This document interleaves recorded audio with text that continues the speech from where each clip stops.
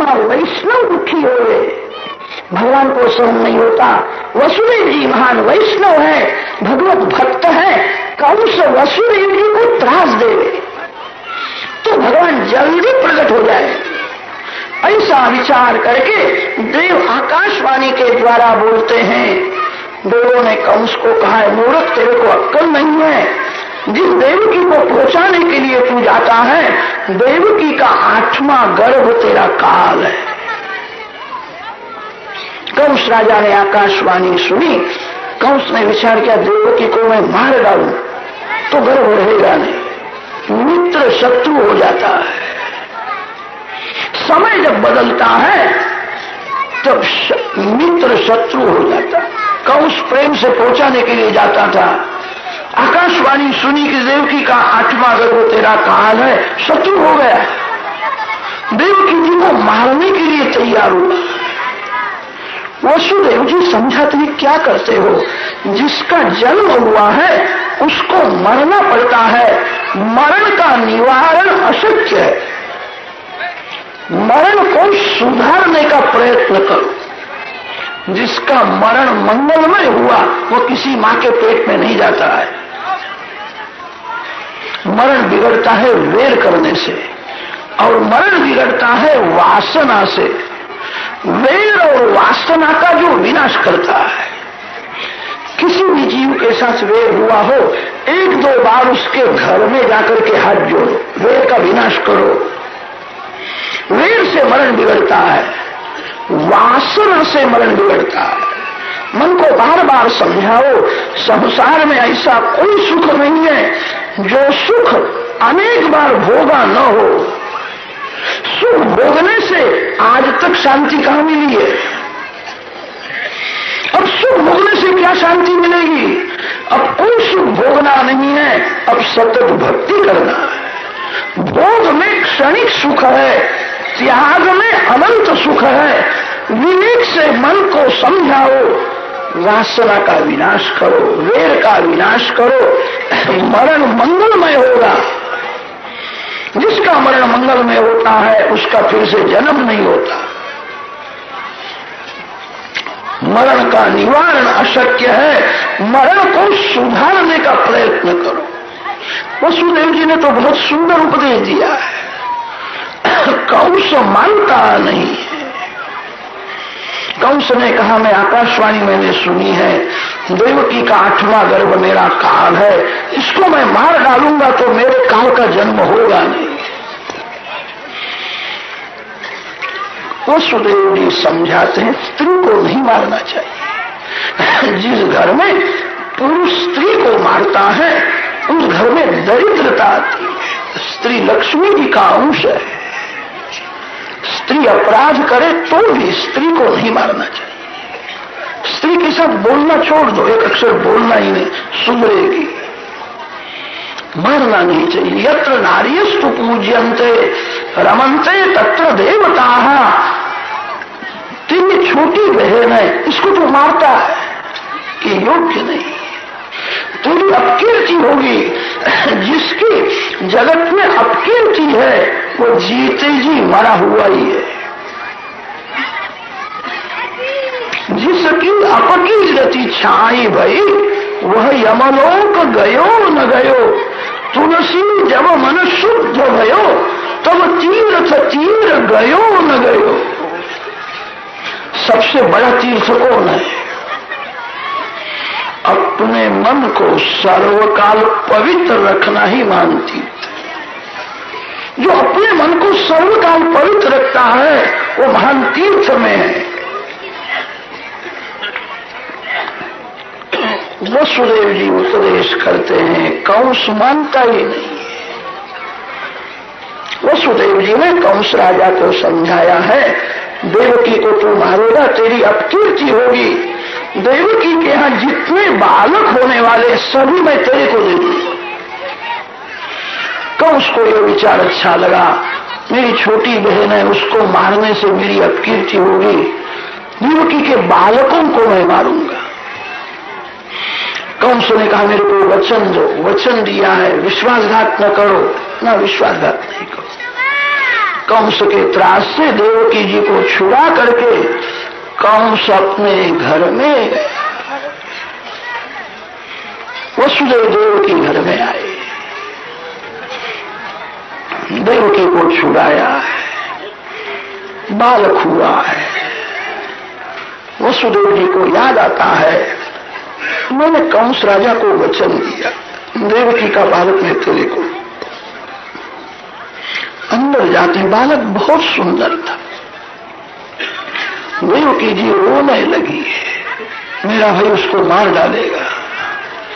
वसुदेव जी ने कहा मेरे को पाप करना नहीं, मैंने उसको वचन दिया है, विश्वासघात महापाप है। देवकी जी रोती है। वसुदेव जी ने विचार किया, नहीं, बालक को उठाया, कंस के दरबार में ले आए हैं। कंस राजा के सम्मुख बालक को रखा है। 2-3 दिवस का बालक था, उसको देख करके कंस का हृदय पिघलता। धन्य है वसुदेव को, मैं जानता नहीं था उनके यहाँ पुत्र हुआ है। मेरे को जो वचन दिया वो सत्य करने के लिए बालक को यहां ले आए। कंस की बुद्धि सुधरती है। वसुदेव जी का सत्संग हुआ है। वसुदेव जी को पाप का कितना भय लगता है। मेरे को भी पाप करना नहीं है। आकाशवाणी ने कहा है, देवकी जी का 8वां गर्भ मेरा काल है, ये तो प्रथम पुत्र हुआ है, इसको मारने से मेरे को क्या मिलेगा। कंस की बुद्धि सुधरती है।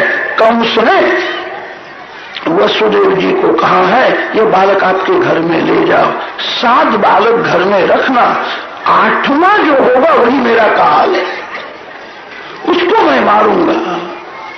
7 बालकों को घर में रखो। वसुदेव जी को आनंद हुआ है। बालक को लेकर के वसुदेव जी घर में गए। भगवान को कोई भी लीला करनी हो तो नारद जी महाराज को सब खबर पड़ जाती है, भगवान की क्या इच्छा है। नारद जी ने विचार किया, कंस की बुद्धि सुधरे तो कंस जल्दी मरेगा नहीं। ऐसा दिखता है नारद जी महाराज जहां जाते वहां कलह जगाते हैं। नारद जी के कलह में समाज का कल्याण होता है। अनेक जीवों का कल्याण करने के लिए नारद जी कलह जगाते हैं। नारायण नारायण कीर्तन करते हुए कंस राजा के घर में गए। कंस ने स्वागत किया है।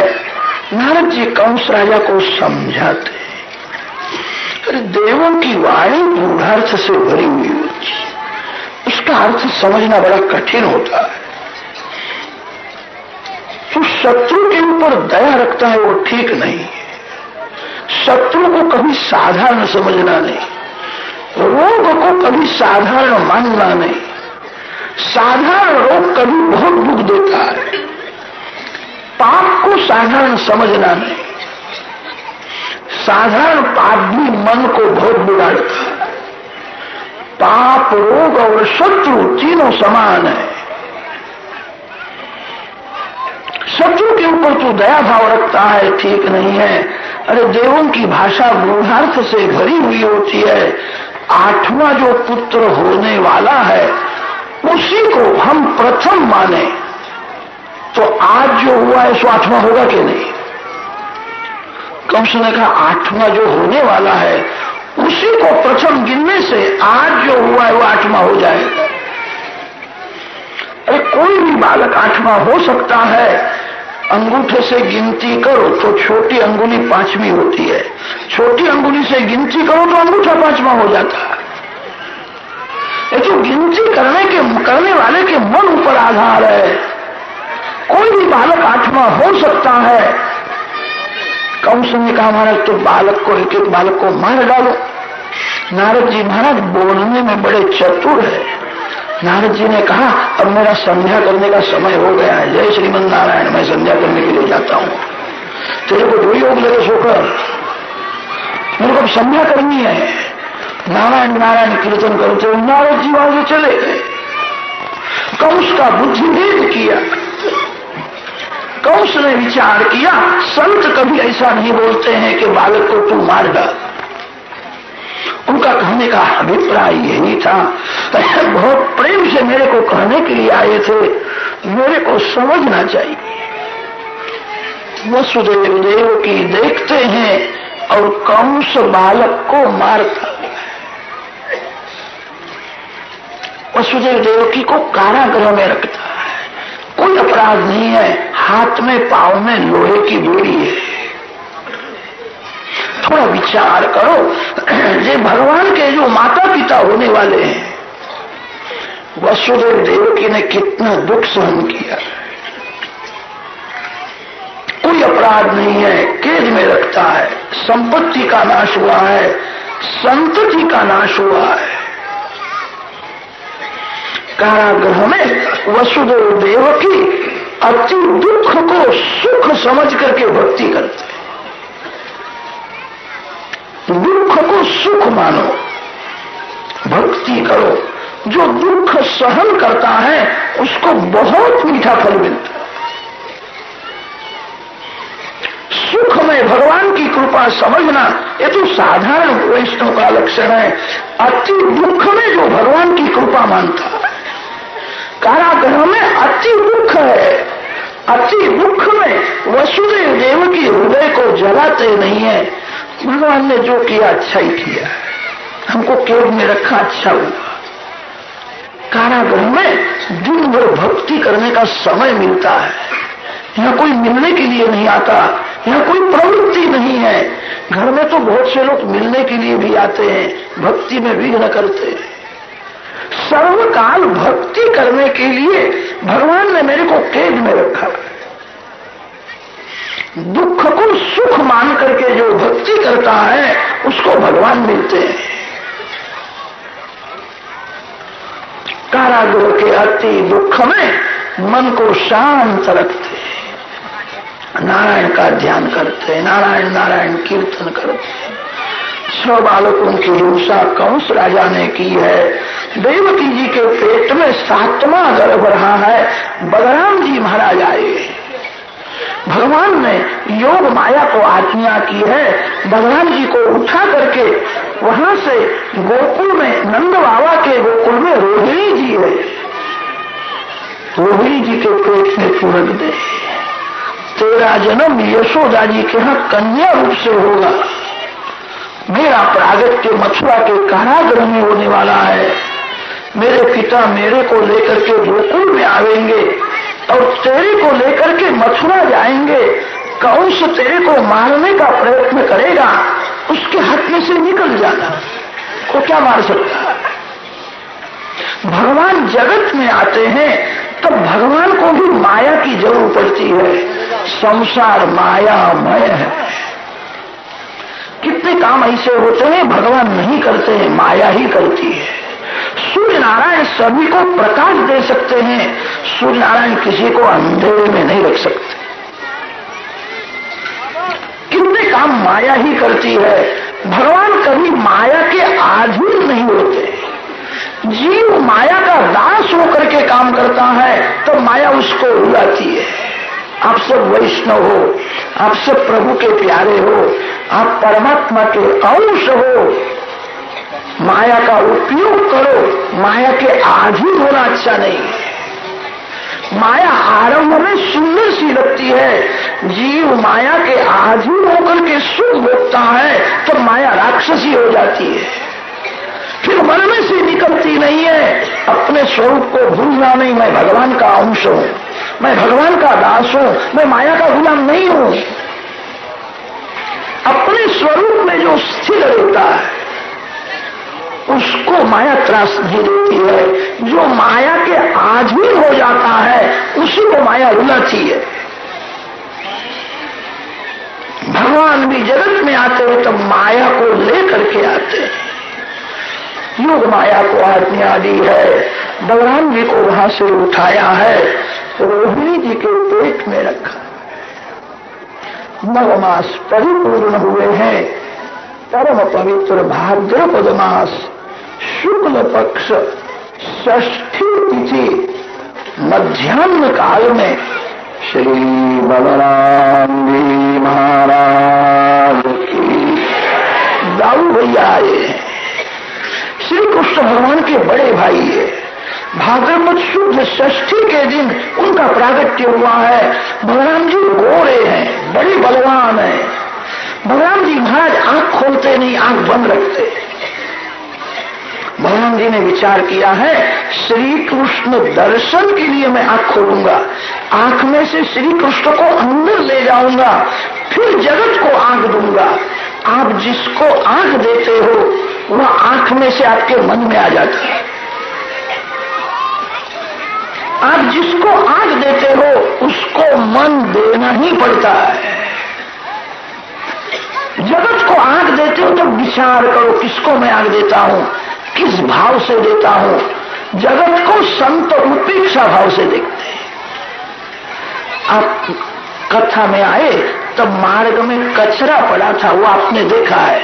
कचरे को लोग उपेक्षा भाव से देखते हैं, कचरा आपको याद नहीं आता है। श्री कृष्ण के बिना सब कचरे के जैसा ही है। जगत को उपेक्षा भाव से देखना है। जगत सुंदर है ऐसा समझ करके जो देखता है उसके मन में संसार आता है। बलराम जी ने निश्चय किया है, श्री कृष्ण दर्शन करने के लिए मैं आंख खोलूंगा। आंख बंद रखते हैं। यशोदा मैया को चिंता होती है, ये बालक सुंदर है, इसको किसी की नजर लग गई, आंखें खोलता नहीं है। शांडिल्य ऋषि की धर्मपत्नी पूर्णमासी को बुलाया। पूर्णमासी को कहा, इस बालक की नजर उतारो, आंख खोलता नहीं है। पूर्णमासी आई है, बलराम जी के हाथ की पांव की रेखाएं देखती है। पूर्णमासी ने कहा, ये बालक के लक्षण सब अच्छे हैं, ये बड़ा ज्ञानी है, ऐसा लगता है आंख बंद करके किसी का ध्यान करता है। यशोदा, ये बालक तेरे घर में आया है, अब तेरे को पुत्र होगा ऐसा लगता है। ये बड़ा भाग्यशाली है, तेरे यहां पुत्र होने के बाद ये आंख खोलेगा, दोनों भी प्रेम से खेलेंगे। यशोदा मैया ने कहा, आज तक बहुत प्रयत्न किए, सफलता मिली नहीं, अब तो मेरे को आशा नहीं है पुत्र होगा। मैंने तो ऐसा मान लिया है, गोकुल गांव में जितने बालक है सभी मेरे ही बालक है, मैं सबकी मां हूं, सभी मेरे ही बालक है। मैंने ऐसा निश्चय किया है। पूर्णमासी समझती है, ऐसा नहीं, तेरा पुत्र होना ही चाहिए। छोटा सा गोकुल गांव है, नंद बाबा का कोई शत्रु नहीं है, सभी के साथ प्रेम है। नंद शब्द का अर्थ होता है जो सभी को आनंद देता है, उसको नंद कहते। मेरे गांव में कोई भूखा न रहे, मेरे गांव में किसी के घर में झगड़ा न हो रहे। नंद बाबा का सभी के साथ प्रेम था, जो सबको आनंद देता है उसको सभी के आशीर्वाद मिलते हैं। जिसको सभी के आशीर्वाद मिले हैं उसके घर में सर्वेश्वर आते हैं। नंद बाबा सभी को आनंद देते हैं, यशोदा मैया सभी को यश देती है। बाल कृष्णलाल का प्रागट्य हुआ तब यशोदा मैया सभी को हाथ जोड़ती है, मैं तो नाम की मां हूं, आपका बालक है, आपके आशीर्वाद से हुआ है, बालक को आशीर्वाद दो, आप ही उसके माता पिता हो। सभी को यशोदा मैया वंदन करके कहती है, आपके आशीर्वाद से बालक हुआ। सभी को ऐसा प्रेम हुआ है, कन्हैया मेरा ही बेटा है। विधवा, सधवा, गरीब, श्रीमान, सभी को यशोदा मैया हाथ जोड़ती है, सभी को यश दिया है। सभी को ऐसा हुआ, कन्हैया मेरा ही बालक है।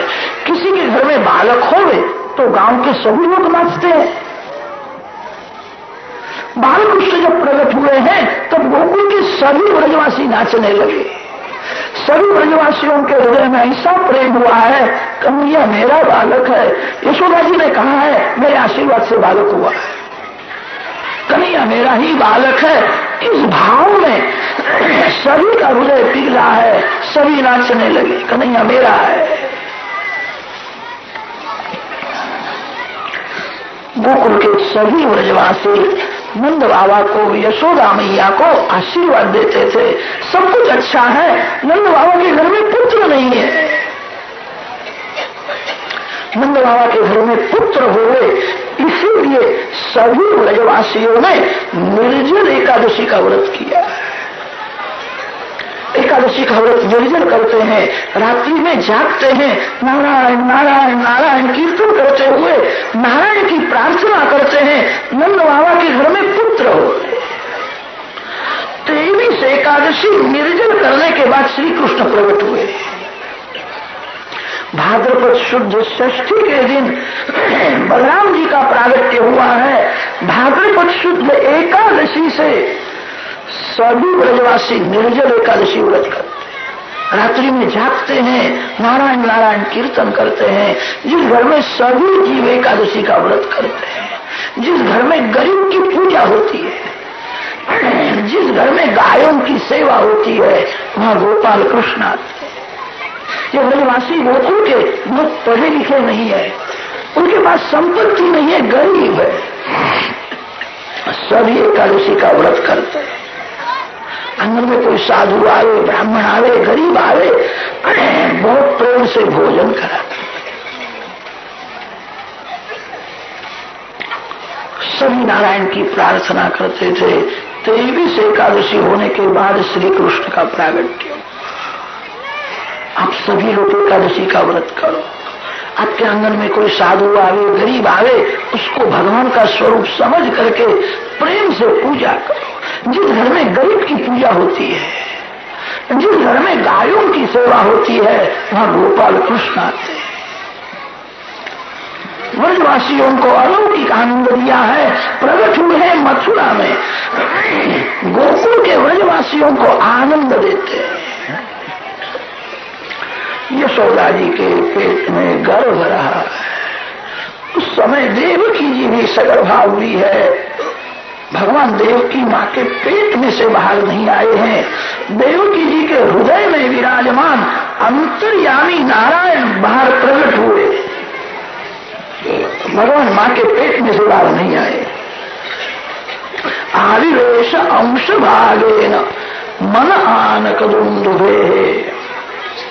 देवकी जी सतत नारायण का ध्यान करते हैं, हृदय में नारायण का स्वरूप प्रकट हुआ है। आज तक देवकी जी को कंस राजा का भय लगता था, अब कंस का भय नहीं लगता, शांति से आनंद में विराज। मुख में तेज बहुत बढ़ गया। कंस ने देखा मेरा काल इसके पेट में आया, इसलिए इसके मुख में तेज बहुत दिखता है। सेवकों को समझाता है मेरा काल आने वाला है, सावध रहना। सेवकों ने कहा हम रात्रि में खड़े रहते हैं, बैठने से कभी नींद भी आ जाती है, हम खड़े ही रहते हैं। बालक का जहां जन्म हुए आपको हम खबर देंगे, चिंता करना नहीं। माता देवकी जी के हृदय में विराजमान श्री कृष्ण परमात्मा की देव गंधर्व स्तुति करते हैं। सत्यम व्रतम सत्य परम त्रिसत्यम सत्यस्य योनिं निहितं च सत्ये सत्यस्य सत्यमृत सत्यनेत्रम् सत्यात्मकं त्वां शरणं प्रपन्नाः। हमको जो वरदान दिया है वो सत्य करने के लिए भगवान आने वाले हैं। परमात्मा ही सत्य है। साधारण मानव ऐसा समझता है आंख को जो दिखता है वो सत्य है, जो सत्य नहीं है वो भी आंख को दिखता है। जादूगर जादू के खेल में आपको रुपया बताता है, रुपया दिखता है वो धूल है, वो रुपया सच्चा हो तो भी काहे को मांगता है। जो सत्य नहीं है वो भी आंख को दिखता है। संसार सत्य नहीं है, परमात्मा श्री कृष्ण सत्य है। सत्य के साथ स्नेह करो। संसार क्षण क्षण में बदलता है, भूतकाल, भविष्यकाल और वर्तमान काल, तीनों काल में जो एक सरीखा रहता है वही सत्य है। जगत भूतकाल में जैसा था वैसा आज नहीं है। आज जैसा दिखता है वैसा कल रहने वाला नहीं।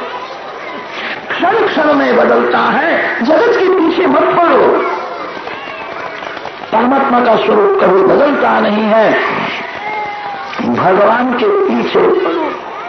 जो सत्य के साथ स्नेह करता है वही सुखी होता है।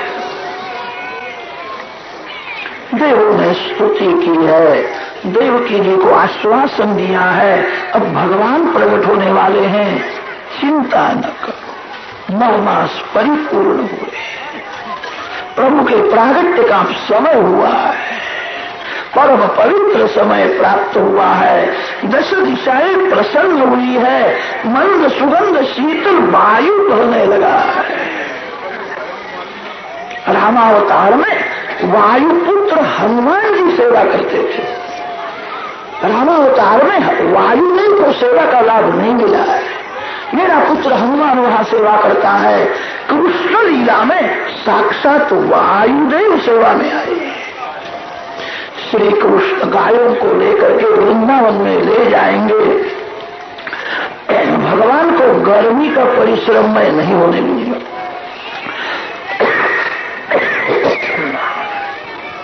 मैं श्री कृष्ण की सेवा करूंगा। मैं श्री कृष्ण को स्पर्श करूंगा। मंद सुगंध शीतल वायु बहसे। आकाश में मेघ गड़गड़ गड़गड़ गड़गड़ गड़ गर्जना कर।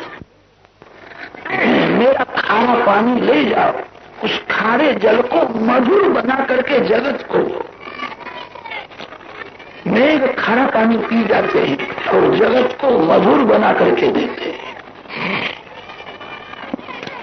खारा पानी दुख का स्वरूप है। दुख सहन करके जो दूसरे को सुख देता है